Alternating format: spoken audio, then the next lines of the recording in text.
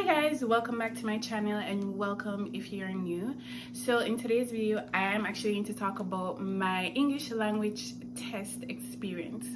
So if you are interested in migrating to Canada, or if you're already in Canada and you're looking to apply for your permanent residence, the English language test is going to be one of the most important steps, or one of the most important things that you have to do associated with your PR. So I wanted to go ahead and do a video to give you guys sort of my experience, the grades that I got, how easy or difficult I found it, and just like some general tips. I'm not going to go into detail with regards to the test itself, but hopefully this helps in some way. So if you're interested in this type of video, then stay tuned and keep on watching. Okay, before I begin, if you see me looking down, it's because I have my laptop here and I have some information on there that I don't want to miss. So before I get into the meat of the matter, I just want to explain sort of the importance of your English language test. So the express entry system is a points-based system, and you are assessed based on different categories such as your age, your work experience, and your English language ability, or French. So it's very important that you do well on your English language test so that you can get the most points possible, because obviously the most points you have when you go into the pool, the higher the likelihood of you being invited to apply for a permanent residence. So it's really important. I don't want you to take it lightly. And yeah, let's just get into the meat of the matter. So there are two main tests that you can do with regards to your PR process, and that is the CELPIP and the IELTS. I'm not sure, there may be others, but those are the two main ones that I know. And so when I was thinking about doing the test, I was sort of just very unsure as to which test to do. So I did a lot of research, and in the end I determined that CELPIP would be the test that I would go with. So I'm not going to speak to IELTS because I didn't do that test, but based on the research that I did, I determined that CELPIP would just be easier, right? Just the setup of their test, how it's organized, it just seemed like it would be a lot easier for me, less stressful, easier to just do once and get the best grades possible. These tests are expensive. You don't really want to have to be doing the test over and over again to get the best results. And if you do a test, right, and you get a certain grade, and then you do it again and you get a lower grade, you have to stick with that low grade. You can't get the first go back to the first test that you had. So in essence, you want to just do it the first time and get it done right the first time. So it's important. So in terms of the decision, yeah, so I did my research and I determined that CELPIP would have been easier just based on how it was structured, and it just seemed more friendly in terms of like how the test is administered. Everything is online. I didn't have to speak to like a live person. I believe that IELTS, for their speaking test, you have to speak to someone live, and I didn't like that idea at all because I get really anxious, and I felt like that was something that would trip me up. But sort of just being in your own zone and just being on a computer, doing everything on a computer, I felt a little bit more ease with that process and just the organization of that test. So that's where my thought process was with respect to which test I went with. So I'm just going to talk about my experience in terms of how I felt about the different categories when I was doing the exam, and then I'm going to tell you how much I got on the exam and just like some tips on how you can do really well in your exam too. So I'm going to look down because I have the information here. So for the structure of the CELPIP test, right, there are 4 sections. You have the listening section, the reading section, the writing section, and the speaking section. So for the listening section, I felt the listening section was really easy. I don't want to say really easy, but I felt like that was probably the easiest part of the test for me. I'll tell you which parts were the hardest and which parts were the easiest as I go through, but listening was definitely one of the easier sections for me. So there are different sections or different parts to the listening section. There are 6 parts, and each part have multiple questions. So essentially what it is you listening to a recording and then answering the questions that follow. So what's really important that is going to make you ace this part of the test is taking notes. So you are allowed to have a scrap of paper and something to write with in the exam. So what's important is while you're listening, you essentially need to pull out the most important things that the speaker is saying. So you have to use like context clues. You have to kind of, you don't know what the questions are, but just by listening, you will know what the important sections are. So you want to jot those down. Do not try to write everything that they're saying. So it's just like summarizing, memory and summarizing. So that's important. So they'll let you listen to sections that have to do with problem solving, listening to a daily life conversation. You'll be listening for information, listening to a news item, listening to a discussion, and listening to a viewpoint, to various viewpoints. So based on the part that you're listening to, the questions will be tailored to that.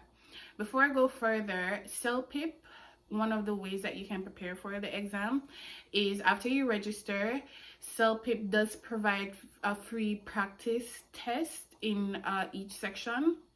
So you can go in, do those practice tests, and then you also have the option to purchase basically a package where you get additional tests so that you can practice. Personally, I only did the free practice test that they provided. I had another friend that did the CELPIP exam before me, and she had paid for hers, and she sent me those questions, her login for those questions, those tests as well, additional tests, but I ended up never using them. I just used the one practice test that they had because I felt like it was enough and I didn't want to overstimulate myself. So that's the listening section. The reading section. So in the reading section, what you basically do is get different passages to read, and they are lengthy. I'm not gonna lie. This wasn't one of my favorite sections. It wasn't the hardest, but it wasn't one of my favorite sections. There are some lengthy, boring essay epistles, okay, about things that you probably have no interest in. So you basically read the passages and then essentially answer the questions that follow. And it's not hard because you are able to refer back to the passage, I believe, or not. I don't think you're able to. That would probably be a little bit too easy. So the sections that you have, there are 4 parts, and then you are reading a correspondence, reading to apply a diagram, reading for information, and reading for viewpoints.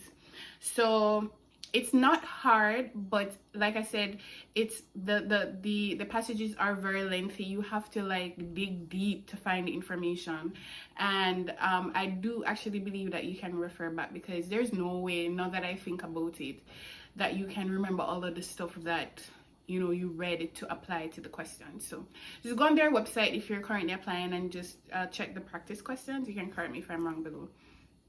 The other section, which was one of my favorite sections as well, it was probably the easiest, second to the listening section, was the writing section. And a lot of people sort of debate about this, but I like writing. So this was easy because the section was very short and it only comprised of 2 parts where you would write an email and respond to survey questions. So pretty easy. They even gave you spell check. Okay, like you could check your spelling on the thingy magic. So it was not hard to mess up there, and if you've made it this far, you know how to write an email. So I feel like that part is pretty easy for anyone to pass. Just the most important things is the content of your email. You want to give them decent content. You don't want the the emails to be too long, but you don't want it to be short. Paragraphing is also really important. You just like normal things, capitalization, punctuation, they're looking for those things, but content is also very important. Using descriptive words, just showing that you know the English language, you know words. So you don't want to just like write a basic statement or just write like a basic paragraph that looks like a 5-year-old wrote it, right? You want to use like expressive, descriptive words. You want to give them body. You know, you want to fluff it up a little bit. And I'm the queen of fluffing, okay? I love to fluff up a good essay. I love to fluff up a good email. So that's the important part of this section. Letting them know that, you know, me know little words on so, you know, and yeah, so that part was pretty easy.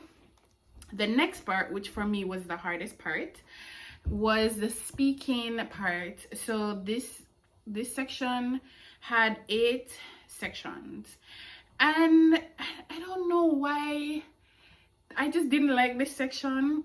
So you have to, they'll give you different scenarios. Like for example, the first section is giving advice. So what they'll do is give you a scenario and basically say your friend is, you know, your friend and her boyfriend broke up. Give her some advice on how to cope with the situation. That I'm just giving that situation, and then you're given a few seconds to kind of deliberate, and then you can start. So you just basically have to speak, or you can like jot down what you're going to write and then speak about it. But what they're looking for here is like fluency, enunciation, how you pronounce your words. So you want to speak slowly and clearly, but not like you're suffering from a stroke. You know what I mean? You don't want to speak too fast. So I believe for this particular section, what's important is writing down. And I think that's what I didn't do, because I was like, but me can talk, so this shouldn't be an issue. Like, oh, this is easy, I can, you know. But even like for me sitting down and talking to you guys, no, I know what I want to say, but sometimes the words stop in your brain and it feels like, oh, but what's that word again? You don't want that to happen to you. And then remember that it's a timed exam. So I thought that I was able to just like talk. I couldn't. I was just like, yeah. So after like I did the first part, like the first step, or the first question rather, I had to like jot my socks and I said, no, I have to write what I want to say first and then say it. But you don't get too much time to write, so don't count on doing that for the entire section. Just write, like sort of like do your bullet points, like this is what you want to speak about, and then speak about it. Also, the length of the response is also timed, so once it cut off, that's it. So you want to make sure it's not too long and it's not too short. So the biggest tip for this section is to jot down in bullet points on your paper what you want your response to be. Make it short enough, but short enough that, you know, it answers the question or answers the scenario, and not make it too long where you get cut off at the end and you forget, you don't get to finish your thought. So that's super important. In terms of the overall test environment, you do go to like a test center. You have like your own sort of little cubicle with other persons there as well. And it wasn't too bad. Like I did hear like some outside noises like from persons when they were doing their speaking section, but you get headphones, so it's not too bad. And I generally liked the process. I didn't have an issue with just like the test setup at all. Yeah, I was actually one of the first persons that came out of that exam, and I was like, ooh, that made me feel some type of way. I was like, what is everybody else doing? Some of the sections I ended up doing faster than the time asked for. So it's not to say that just because it says this section is 5 minutes long, you need to spend the whole 5 minutes on that section. If you finish before, as long as you're confident that you answered the questions to the best of your ability, then move on. What you don't want to happen to you is spending too long on questions and don't finish the exam. I feel like that is something that will contribute to you ultimately either failing the exam or not doing very well, because it's better you touch every single section and not do the best than to do really well on a few sections and then some section you don't get to at all. So that's my take on that.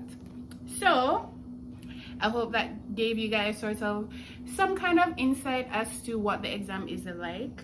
Obviously you're going to go and do your own research, but it gives you an idea of what to expect and how easy or how hard it is. So with respect to scoring, if you're interested in doing IELTS, for example, the maximum that you can get is a 9-band score. So in each section is scored independently, and then you get an overall score. That's for IELTS. And the 9, it means that you're an expert. 8 means you're very good. 7 means you're good. So you get the gist of it. So 9 is the highest. For CELPIP, they do it a little bit differently, where the highest is 12, and you don't get an overall score. So each section is just graded independently, and you don't get like an overall score. So like I said, 12 is the highest, and then you have 11, 10, and as you go. So there's a point where the passing score, I believe, for IELTS is 10. Not 10, for CELPIP is 10. And for IELTS, I believe it's 7. So you don't want to be under that. So for me, in the listening, I got 12, reading 12, writing 12, and speaking 11. So those are pretty good scores, and I was really very surprised that I did that well, considering that, I guess maybe not that surprised, but with the speaking specifically, I was like, I don't know, it looks like a 6 to me, but I guess maybe I did well enough to get that score. So those scores ultimately added to my PR profile, my express entry profile, and really bolstered the points to a point where I got the maximum points for that section. So that's why it's really important to try your best to do well on the CELPIP exam or the IELTS, whichever you choose. If you need to just practice with whoever do the practice test, then do what works for you. If you know that you're not a good listener or you're not a good writer, practice those sections the most. Practice with your friends, practice speaking with your family members, like whatever section you feel like you need work on the most, just focus on those areas. So yeah, that's basically it. That's all I had to give you guys for today. And again, if you are interested in these types of videos, go ahead and subscribe. What are you waiting for? Subscribe to my channel, hit the like button, and comment down below, and I'll see you guys in the next one. Bye guys.